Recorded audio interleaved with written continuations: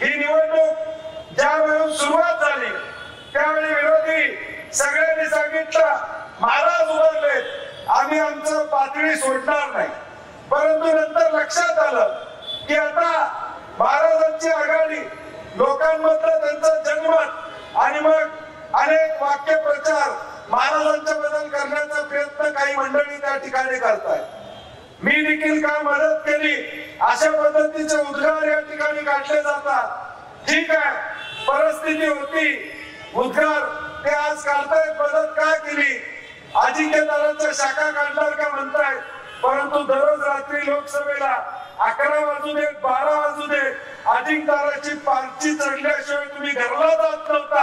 हे मात्र विद्यमान खासदार विसरले.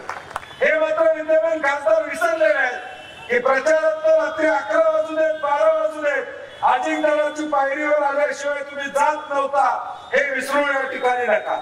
जे योगदान 2019 मध्ये या कोल्हापुरातल्या जनतेने केलं ते योगदान उद्धव ठाकरे साहेबांच्याकडे बघून केलं. आम्हा सगळ्या मंडळींनी कुठल्याही राजकीय अभिलाषेची विचार न करता तुम्हाला सहकार्य करण्याची भूमिका या ठिकाणी स्वीकारली. एका रात्रीत परिवर्तन असं काय झालं की तुम्ही एका रात्रीत बदलायचं काम त्या ठिकाणी केलं आणि पक्ष सोडून दुसरीकडे त्या ठिकाणी गेला. गेले 25 दिवस या निवडणुकीमध्ये जरा हळूहळू सुरुवात होत होती, परंतु आजच्या सभेमधून या इथून आता हलगी सुनील मोदींनी वाजवायला सुरू केलेलं आहे. आता पुढचे 15 दिवस तुतारी वाजणार, हलगी वाजणार, मशाली पेटणार आणि या सगळ्यांना गप बसवल्याशिवाय महाविकास आघाडी गप बसणार नाही. हे जाहीरपणे मी आपल्याला या ठिकाणी सांगतो. आम्ही ज्यावेळी निवडणुकीला महाराज उभारले त्यावेळी सगळ्यांनी जाहीर केलं, आम्ही काय बोलणार नाही. आम्ही त्यावेळी ते पत्ते पाळलं होतं. मी परवा देखील एका सभेमध्ये सांगितलं 2009 साली ज्यावेळी संभाजीराजे उभारले होते, दुसऱ्या बाजूला मंडलिक साहेब उभारले होते, आम्ही प्रचार करत होतो संभाजीराजेंचा. आम्ही मंडलिक साहेबांच्या बद्दल कधी बोललो नाही. वयाचा आधार करण्याचं काम त्यावेळी देखील केलं. अजून देखील उमेदवारांना माझी सूचना आहे, विनंती नाही, सूचना आहे, हक्क आहे माझा, सूचना आहे की पुढच्या काळामध्ये महाराजांच्या बद्दल बोलायचं धाडस या ठिकाणी करू नका. महाराजांच्या बद्दल चुकीचं बोलायचं धाडस करू नका. ही छत्रपती शिवाजी महाराजांची भूमी आहे, शाहू महाराजांची भूमी आहे. आम्ही निश्चितपणे गादीला मान देण्याची भूमिका निश्चितपणे सातत्याने या ठिकाणी घेत आलेलो आहोत, पुढे देखील घेणार आहोत. मग आज तुम्हाला महाराजांच्या बद्दल वक्तव्य करावी लागतात. मग ज्यावेळी निवडणुकीला उभारला होता त्यावेळी आशीर्वाद घ्यायला शाहू महाराजांच्या वाड्यावर तुम्ही काय गेला होता.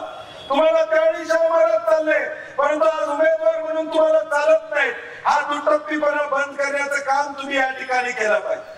ज्या माणसाला उमेदवारी मिळवायला महिनाभर घालवायला लागतो तो तुमचा विश्वास मिळवू शकणार नाही. हे मला मुद्दामून या ठिकाणी सांगायचं. उमेदवारी मिळवताना तुम्हाला धडपड करावी लागते. उमेदवारी मिळवताना सगळ्या पळावं लागतं, अनेकांना सांगावं लागतं. त्याचाच अर्थ लोकांमध्ये तुमची विश्वासार्हता संपलेली आहे. जनमत तुमच्या बाजूला नाही आहे हे तिकीट देणाऱ्याला देखील माहित आहे.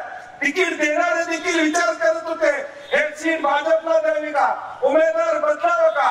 मग या चर्चा कशामुळे झाल्या. तुम्ही जर एवढे कार्यक्षम होता, 10,000 कोटीची कामं केली तुम्ही सांगत होता, तर पहिल्या यादीत तुमचं तिकीट जाहीर करायला पाहिजे होतं. हे जाहीर झालं नाही. याचा अर्थ तुमच्यावरची विश्वासार्हता लोकांची संपलेली आहे. आता किती नाटक केलं तर लोक तुमच्यावर या ठिकाणी असणार नाही. आता किती नाटक केलं तरी लोक तुमच्यावर असणार नाहीत. या मातीला माहित आहे की आमचा स्वाभिमान छत्रपती शिवाजी महाराज आहेत, आमचा स्वाभिमान छत्रपती शाहू महाराज आहेत आणि त्यांनाच आम्ही मताधिक्याने पाठवून देणार. हा निर्णय निश्चितपणे कोल्हापूरकरांनी त्या ठिकाणी घेतलेला. अशाच ताज्या अपडेटसाठी महासत्ता न्यूजला सबस्क्राईब करा.